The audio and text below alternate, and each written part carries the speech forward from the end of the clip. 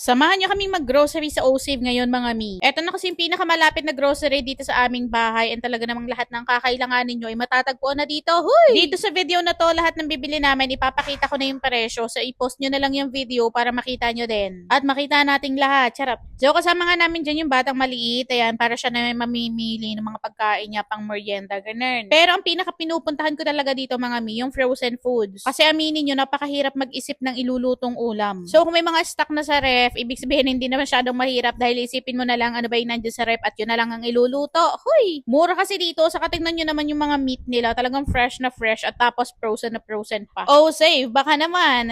Galaw mo naman yung baso. Charot! O diba yung pork kasim half kilo, 138 lang. E di 138 plus 138, nasa 280 ang kilo ng kasim dito sa Osave. Bukod sa karne ng baboy, meron din sila dito na chicken. Merong isang buong chicken, merong drumstick, merong thigh part lang, merong wing part, may pang adobo, may ice cream.